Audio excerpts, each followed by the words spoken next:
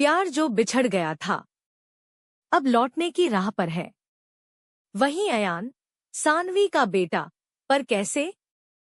और रजवीर और समवी, क्या उनकी मुलाकात बनेगी किस्मत का खेल या मोहब्बत की नई शुरुआत? शुरू होगा इस प्यार का अनकहा सफर।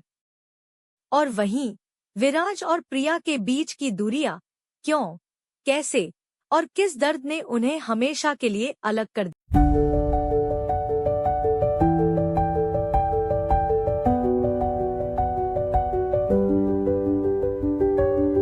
कहानी मेरी मौलिक ओरिजिनल रचना है। यह पात्र, घटनाएं और संवाद काल्पनिक हैं। किसी भी जीवित या मृत व्यक्ति से कोई समानता संयोग मात्र है। कृपया इस रचना की नकल, पुनः प्रकाशन या किसी भी रूप में कॉपी करने से बचें। यह कॉपीराइट अधिनियम के अंतर्गत संरक्षित है। यदि आप इसे कहीं साझा करना चाहते हैं तो मेरी अनुमति लेना अनिवार्य है। इस चैनल पर प्रस्तुत सभी कहानियां मेरे लेखन शिवांगी की कलम से हैं। धन्यवाद। एक मुलाकात। 5। कियारा को पहले बहुत गुस्सा आया, पर कुछ सोचकर उसने भी ओके बोल दिया। विराज ने उसे सारे डॉक्यूमेंट अपने असिस्टेंट शुभ को देने के लिए बोला। तभी कियारा बोली, विराज, चलो हम दोनों डिनर पर चलते हैं, आखिर यह हमारा पहला प्रोजेक्ट है। तभी विराज बोला, मेरा मूड नहीं है, डिनर हम किसी और दिन कर लेंगे। और अगर तुम्हारा काम हो गया हो तो तुम जा सकती हो। कियारा फिर बोली, ओह कम ऑन विराज, हम दोनों बचपन से एक दूसरे को जानते हैं, एक छोटा डिनर तो बनता है ना हमारी इस डील के लिए। विराज, देखो कियारा, मैं बहुत थक गया हूँ और मेरा अभी कहीं जाने का मूड नहीं है। तभी कियारा बोली, अच्छा डिनर ना सही, पर हम साथ में एक ड्रिंक तो कर ही सकते हैं न विराज? वैसे भी यह मेरा पहला प्रोजेक्ट है इंडिया में। विराज कुछ सोचकर हामी भर देता है। तभी वह अपना फोन निकालने लगता है तो कियारा उसे रोकते हुए बोली, तुम नहीं, आज की ड्रिंक मेरी तरफ से। इतना बोलकर वो किसी को फोन करती है। थोड़ी देर में एक वेटर वाइन की बोतल और 2 ग्लास लेकर आ जाता है। कियारा विराज और अपने लिए ड्रिंक सर्व करती है और विराज ड्रिंक का ग्लास लेकर पीने लगता है। तभी कियारा बोली, वैसे विराज, तुम्हारी कोई गर्लफ्रेंड है? यह सुनकर विराज उसकी तरफ देखने लगा। कियारा, मेरा मतलब, तुम 25 के हो गए हो, तुम्हारा शादी का क्या प्लान है? विराज, मुझे नहीं पता था कियारा कि तुमने बिजनेस के साथ साथ मैरिज ब्यूरो भी खोल लिया है। कियारा, नहीं, वो मेरा मतलब वो नहीं था। मैं तो बस इसलिए पूछ रही हूँ क्योंकि मैंने कॉलेज में सुना था कि तुम्हें किसी लड़की पर क्रश था और तुम दोनों रिलेशनशिप में भी थे, इसलिए मैं पूछ रही थी। वो क्या है ना, मैंने कभी उसे देखा नहीं। विराज गुस्से में, देखो कियारा, तुम यहाँ मेरे साथ बिजनेस प्रोजेक्ट डिस्कस करने आई थी, तो उसी पर फोकस करो। मेरी पर्सनल लाइफ में तुम्हें इंटरफेयर करने की कोई जरूरत नहीं। कियारा, विराज को गुस्सा करते देख, विराज, मेरा वो मतलब नहीं था, मैं तो बस ऐसे ही पूछ रही थी। अगर तुम्हें नहीं बताना तो इट्स ओके। विराज एक लंबी सांस लेकर, अगर तुम्हारी यह ड्रिंक पार्टी हो गई है तो मैं घर जा रहा हूँ, इतना बोलकर वह वहां से चला गया। उसके जाते ही कियारा सोच में पड़ गई, ये विराज इतना गुस्सा क्यों हो गया? मैंने तो सुना था कि यह किसी को डेट कर रहा था। फिर बोली, शायद इसका और उस लड़की का ब्रेकअप हो गया, तभी यह इतना गुस्से में है। यह सोचकर कियारा मुस्कुराते हुए बोली, चलो अच्छा है, मेरा काम तो पहले ही इतना आसान हो गया, वरना मुझे उस लड़की को भी रास्ते से हटाना पड़ता। चलो अब बस मुझे विराज पर ही फोकस करना होगा। इतना बोलकर वो मुस्कुराते हुए ड्रिंक करने लगी। दूसरी तरफ राजवीर एक हॉस्पिटल में था। वह एक कमरे के बाहर खड़ा दरवाजे में लगे शीशे से किसी को देख रहा था। उस कमरे में एक 50 साल की औरत बेजान सी बेड पर लेटी हुई थी। वो मशीनों से घिरी हुई थी। उसे देखकर लग रहा था कि वो सालों से ऐसे ही वहां पड़ी हो। राजवीर बाहर खड़ा अंदर देख रहा था और मन में, मुझे पता है कि आपने कुछ नहीं किया, पर जब तक मुझे सच का पता नहीं चल जाता, मैं आपको माफ नहीं कर सकूंगा। इतना बोलकर वह वहां से जाने लगा। तभी वहां डॉक्टर आ गए। वह जाते हुए राजवीर को देखकर बोले, अरे मिस्टर सिंघानिया। राजवीर अपनी जगह पर रुक गया और पीछे मुड़कर डॉक्टर वर्मा को देखने लगा। डॉक्टर वर्मा, मुझे आपसे कुछ बात करनी थी। आप मेरे साथ केबिन में आइए। राजवीर उनके पीछे जाने लगा। वहां पहुंचकर, बोलिए डॉक्टर वर्मा, सब कुछ ठीक तो है न? डॉक्टर वर्मा मुस्कुराकर, मैं आपको फोन करने वाला था, पर अच्छा है कि आप आ गए। वो क्या है कि हमें मैम की बॉडी में कुछ मूवमेंट दिखी है। 7 सालों के बाद हमें कुछ असर दिख रहा है। अब वो दिन दूर नहीं जब वो ठीक होना शुरू कर देंगी। यह सुनकर राजवीर के चेहरे पर चमक आ गई। ओके डॉक्टर वर्मा, आपका बहुत बहुत शुक्रिया। आप जानते नहीं कि आपने क्या किया है। डॉक्टर वर्मा, आप चिंता मत कीजिए, बस भगवान पर विश्वास रखिए। मैं अब चलता हूँ, और कोई इम्प्रूवमेंट दिखेगी तो आपको फोन कर दूंगा। इतना बोलकर वह वहां से चले गए। एक मुलाकात। 6 हॉस्पिटल। डॉक्टर वर्मा वहां से जा चुके थे। राजवीर अभी भी अपनी जगह पर बैठा कुछ सोच रहा था कि उसका फोन बजने लगा। उसने फोन पर नाम देखा तो उस पर विराज लिखा था। उसने फोन उठाया। तभी दूसरी तरफ विराज बोला, हेलो राजवीर, हमें कल राजस्थान के लिए निकलना होगा। दादी माँ का फोन आया था। राजवीर कुछ सोचकर बोला, ठीक है, हम कल ही वापस महल जाएंगे। उसने इतना कहकर फोन काट दिया। तभी वह कुछ सोचकर वापस उस जगह आया जहां उस औरत को एडमिट किया था। तभी राजवीर विंडो से अंदर देखते हुए बोला, आपका अभी मुंबई में ही रहना सेफ होगा। मैं वापस कोई रिस्क नहीं ले सकता। इतना सोचते हुए उसने डॉक्टर वर्मा को फोन लगाया। डॉक्टर वर्मा इस समय ग्राउंड फ्लोर के मरीजों को देख रहे थे। तभी उनका फोन बजा। उन्होंने फोन उठाया। तभी राजवीर बोला, डॉक्टर वर्मा, मैं वापस मुंबई लौट रहा हूँ। यह सुनकर डॉक्टर वर्मा बोले, ओके मिस्टर सिंघानिया, आप चिंता मत करो। अगर मैडम की हेल्थ में कोई इम्प्रूवमेंट हुई तो मैं आपको फोन कर दूंगा। तभी राजवीर बोला, मैं यहाँ की सिक्योरिटी बढ़ा रहा हूँ। अब मुझे कोई रिस्क नहीं लेना। आप यहाँ पर सब संभालिएगा। अगर कोई इम्प्रूवमेंट हुई तो मुझे फोन कीजिएगा। इतना कहकर उसने फोन काट दिया। राजवीर अंदर देखते हुए अभी भी वहीं खड़ा था। उसके मन में कोई खुशी नहीं थी, नहीं कोई गम, पर कुछ तो था जो मानो उसके अंदर भूचाल ला रहा था। वो कुछ देर वहीं रहता है और फिर वहां से चला जाता है। दूसरी तरफ विराज इस समय कार की पिछली सीट पर बैठा कुछ सोच रहा था। उसके चेहरे पर एक अलग उदासी थी। आज उसने कार की विंडो खोली और विंडो से टेक लगाकर आंखें बंद कर ली। उसने जैसे आंखें बंद की, उसे किसी लड़की की हंसी सुनाई देने लगी। वो लड़की हंसते हुए भागी जा रही थी। तभी वो पीछे मुड़ी और विराज की तरफ देखा, जो कि उसके ही पीछे भागा आ रहा था। वो अभी उसे काफी दूर था। वो लड़की मुड़ी और जोर जोर से हंसते हुए बोली, क्या हुआ मिस्टर विराज, इतनी जल्दी थक गए? वैसे विराज, तुम्हारी ना अब उम्र हो गई है, इसलिए प्रिया से टकराना छोड़ दो और जाकर घुटने और दिमाग का इलाज करवाओ। तभी विराज जोर से चिल्लाते हुए बोला, प्रिया की बच्ची, एक बार तू मेरे हाथ लग जा, फिर बताऊंगा किसको किस चीज की जरूरत है। तभी प्रिया फिर हंसते हुए बोली, पहले मुझे पकड़ के तो दिखाओ मिस्टर सड़ू। तभी विराज गुस्से में बोला, तूने फिर मुझे उस नाम से बुलाया, अब तो रुक, मैं तेरी शिकायत आंटी से भी करूंगा। तभी प्रिया बोली, यह ठीक है, तुम्हारा हारने लगो तो आंटी से शिकायत करोगे, अगर दम है तो मुझे ऐसे पकड़ के दिखाओ, फिर होगी ना बात, वरना मैं भी तुम्हारी मोम से तुम्हारी शिकायत कर सकती हूँ।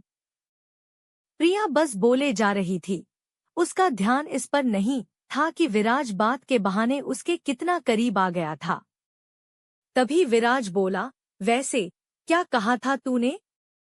यह सुनकर प्रिया बोली, क्या? तभी उसे एहसास हुआ कि विराज उसके कितना क्लोज पहुंच गया है। वो वहां से दोबारा भाग पाती, उससे पहले ही विराज ने उसे पकड़ लिया।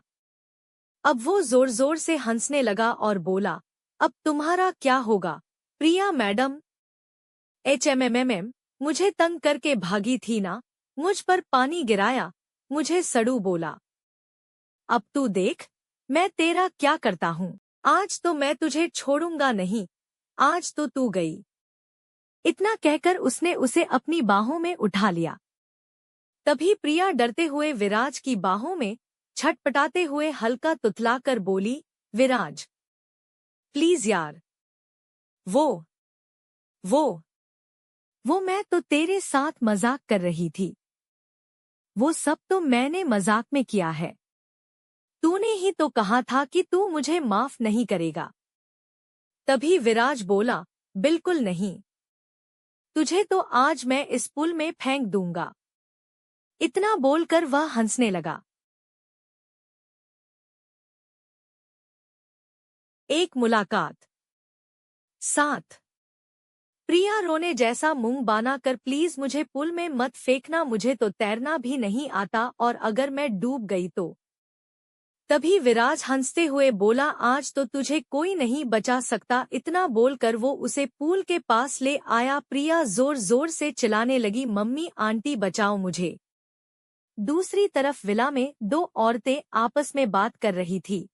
तभी उन्हें बाहर से किसी के चिल्लाने की आवाज आई। तभी विराज की माँ प्रिया की मोम से बोली, यह तो प्रिया की आवाज है, लगता है विराज उसे दोबारा तंग कर रहा है, यह लड़का भी ना अभी बताती हो इसे। वो उठने लगी। तभी प्रिया की मोम बीच में बोली, अरे नीलिमा, पका इस लड़की ने ही कुछ किया होगा, पहले वैसे भी जब से वापस आई है बहुत शरारत करने लगी है। यह सुनकर नीलिमा जी विराज की मोम थोड़ा गुस्से में, धबरदर जो मेरी बच्ची को कुछ भी कहा, बेचारी कितनी सीधी है, पका मेरे बेटे ने उसे तंग किया होगा, बहुत बदमाश हो गया है। वो दोनों ऐसे ही लड़ रही थी कि तभी वहां एक तेज आवाज पीछे से आई, बस भी कर, तुम दोनों कितना लड़ती हो। यह सुनकर वो दोनों पीछे मुड़ी। पीछे विराज की दादी खड़ी थी। उन्हें देखकर प्रिया की मोम अपनी जगह से उठी और आकर उनके पैर छुए और बोली, माजी किसी है आप? तभी दादी प्यार से उनके सर पर हाथ रख कर, मैं ठीक हो बेटा, तुम किसी हो? हम कितने दिन बाद यह आई हो, याद नहीं आती हमारी? यह सुनकर प्रिया की मोम मुस्कुराकर, ऐसे नहीं है मंजी, बहुत याद आती है, आखिर यह मेरी बचपन की सहेली का घर जो है। उन्होंने इतना ही बोला था कि फिर पुल साइड से आवाज आई। तभी नीलिमा थोड़ा गुस्से में, आज न मैं इस लड़के को छोड़ूंगी नहीं। वो गुस्से में उसी तरफ बढ़ने लगी जहां से प्रिया के चिल्लाने की आवाज आई। तभी विराज की दादी बोली, रोको बहू, क्या बच्चों के बीच बोल रही हो? तभी प्रिया की मोम भी, तो क्या नीलिमा, दोनों एक जैसे हैं, बचपन से ही पूरा दिन लड़ते थे और शाम को फिर एक खोजते हैं। तभी नीलिमा कुछ बोलती उसे पहले दादी बोली, बस अब खबरदार, जो मेरे बच्चों के बारे में एक शब्द कहा, बेचारे कितने सीधे हैं, बस थोड़ी बहुत शरारत ही तो करते हैं। दूसरी तरफ विराज ने प्रिया को पूल में फेंक दिया और उसे उस पूल में देखकर जोर जोर से हंसने लगा। पर तभी प्रिया बेहोश होने लगी और पूल के अंदर जाने लगी। विराज ने प्रिया को अचानक पूल में डूबता देख तो एक सेक के लिए मानो उसकी जान निकल गई। वो बिना सोचे पूल में कूद गया। उसने प्रिया को अपनी बाहों में पकड़ा और उसे हिलते हुए बोला, प्रिया प्रिया, क्या हुआ? तो ठीक तो होना? प्रिया अभी भी बेहोश थी, मानो उसकी बॉडी में कोई मूवमेंट ही ना हो। विराज घबराते हुए उसे अपनी बाहों में उठाकर पूल से बाहर लाया और वहीं जमीन पर लेटा दिया। विराज और प्रिया दोनों भीग गए थे। विराज घबराते हुए प्रिया को हिलाते हुए बोला, प्रिया। प्लीज प्लीज उठना, आई एम सॉरी, मैं पक्का दोबारा ऐसा नहीं करूंगा, प्लीज उठना। अब तक उसकी आंखों में आंसू आ गए थे प्रिया को इस हालत में देखकर। तभी प्रिया ने अपनी एक आंख खोली और बोली, पकाना। इतना बोलकर वो उठी और विराज की शक्ल देखकर जोर जोर से हंसने लगी। तभी विराज गुस्से में, तू ठीक है? तभी प्रिया हंसते हुए, क्या बात है मिस्टर सड्डू, डरा दिया ना मैंने। विराज समझ गया कि प्रिया मजाक कर रही है। उसने गुस्से में उसकी बाह पकड़ी और उसे अपनी तरफ खींच लिया। गुस्से से देखते हुए बोला, मेरे साथ दोबारा कभी ऐसा मजाक मत करना, वरना मुझसे बुरा तेरे लिए कोई नहीं होगा, समझी? इतना बोलकर उसने उसे छोड़ दिया और जाने लगा। तभी प्रिया ने उसका हाथ पकड़ लिया और बोली, वो मैं तो बस मजाक कर रही थी। विराज उसे फिर अपनी तरफ खींचते हुए उसकी आंखों में देखते हुए बोला, मजाक? आज जान चली जाती मेरी। अगर तुझे कुछ हो जाता तो तू जानती भी है तेरे बिना मेरा क्या होगा। मैं मर जाऊंगा। यह सुनकर प्रिया ने अपना हाथ उसके मुंह पर रख दिया और बोली, मैं बस मजाक कर रही थी, मैं तुझे हर्ट नहीं करना चाहती थी। विराज उसकी आंखों में देखते हुए और करीब आया, मजाक? प्रिया प्लीज मेरे साथ मजाक में भी ऐसा मजाक मत करना। तेरे बिना रहने के बारे में मैं सोच भी नहीं सकता। प्रिया ने उसकी आंखों में देखते हुए पूछा, मतलब? विराज ने उसे और करीब खींचते हुए कहा, मैं तुझसे प्यार करता हूँ। I love you. यह सुनकर प्रिया शॉक्ड रह गई। उसने कभी नहीं सोचा था कि विराज ऐसा भी कुछ बोल सकता है। वह कुछ बोलती उससे पहले विराज बोला, मुझे नहीं पता तू मुझसे प्यार करती है कि नहीं, पर मैं तुझसे बहुत प्यार करता हूँ। आज से नहीं, बल्कि बचपन से। प्रिया उसकी आंखों में देखते हुए बोली, पर मैं।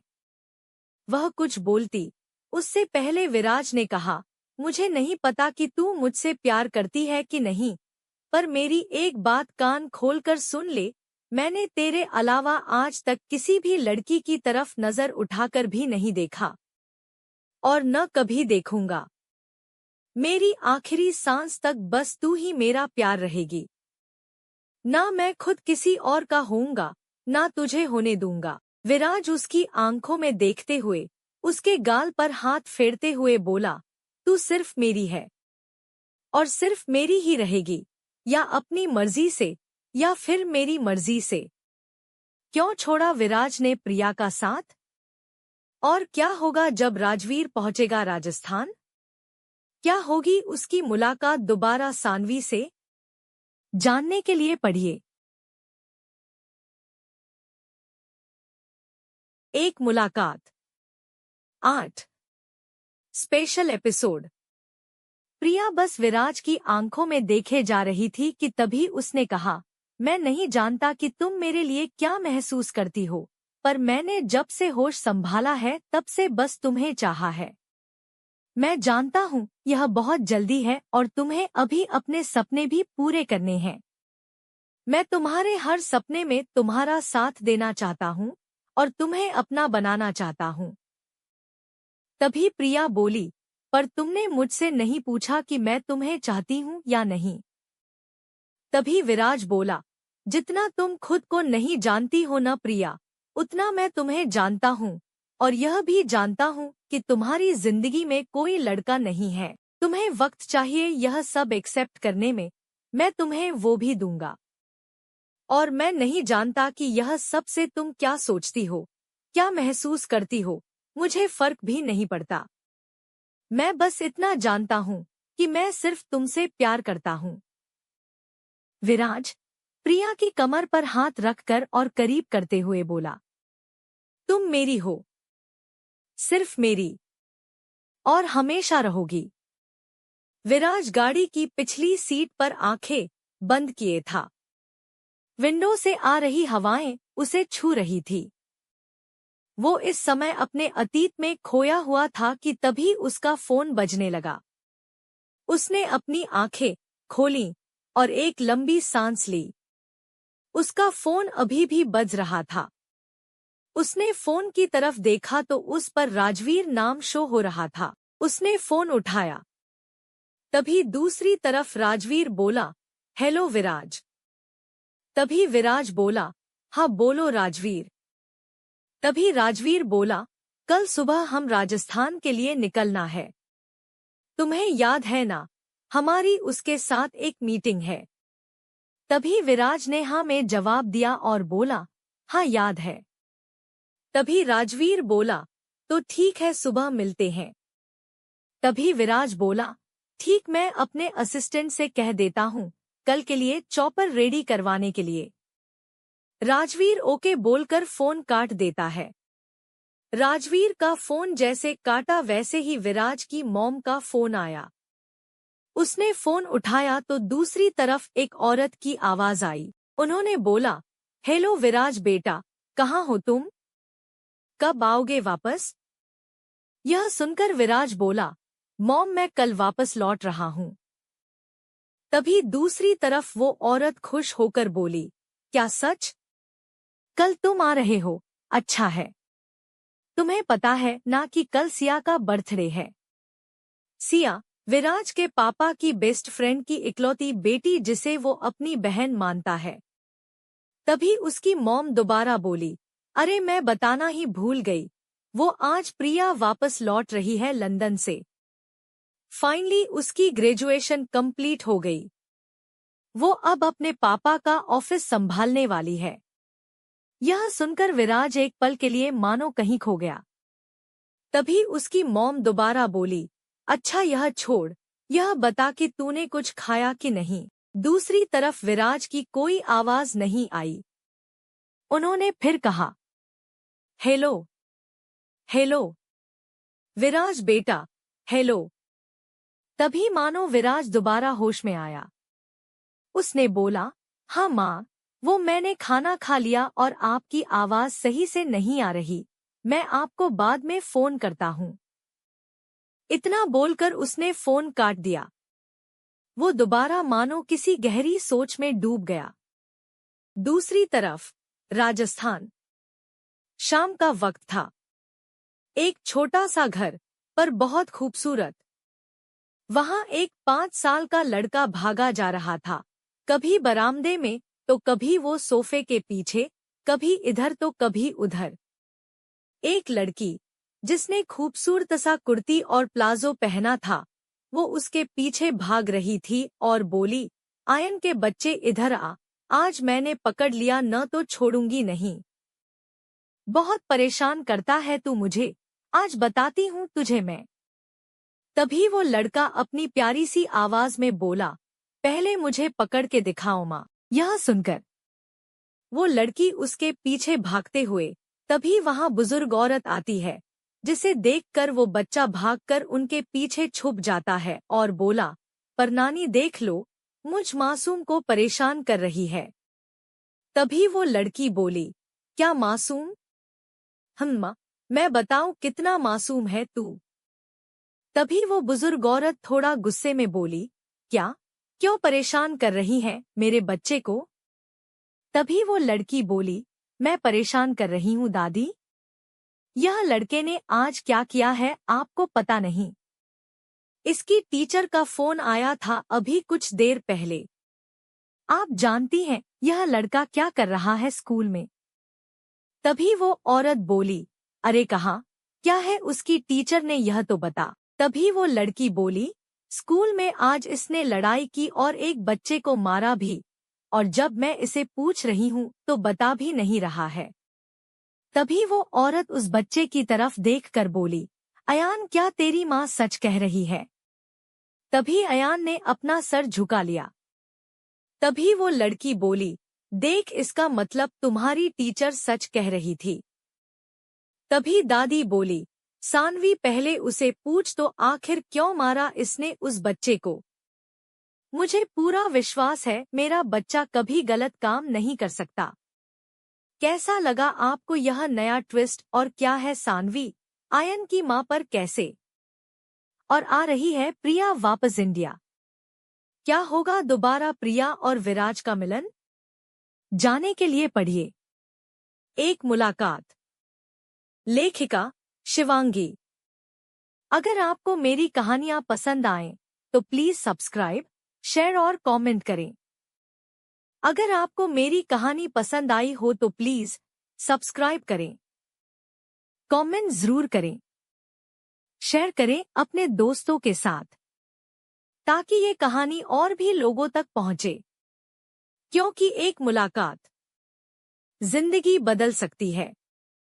और प्लीज मेरे द्वारा लिखी अन्य कहानियां भी पढ़ें। लेखिका शिवांगी। अगर आप इस कहानी का हिस्सा होते तो क्या करते? क्या सोचते? क्या बदलते? कमेंट में लिखिए वो सवाल जो आप किरदार से पूछना चाहते हैं, वो सीन जिसने आपको भीतर तक छू लिया, वो मोड़ जिसने आपको सोचने पर मजबूर कर दिया, या फिर कोई आपकी अधूरी बात जो कहानी से जुड़ गई हो। हर हफ्ते सबसे असरदार कमेंट को मिलेगा मेरी आवाज में एक स्पेशल स्पॉट। तो लिखिए दिल से, बांटिए अपने जज्बात, क्योंकि ये सिर्फ मेरी नहीं, हम सबकी कहानी है। आपका शुक्रिया इस एहसास भरी कहानी को सुनने के लिए। अगर ये कहानी आपके दिल को छू गई हो तो लाइक जरूर करें, अपने जज्बात कमेंट में बांटें और चैनल को सब्सक्राइब करना न भूलें। पूरी कहानी पढ़ने के लिए प्रतिलिपि ऐप पर जाएं और मुझे फॉलो करें, शिवांगी विश्वकर्मा।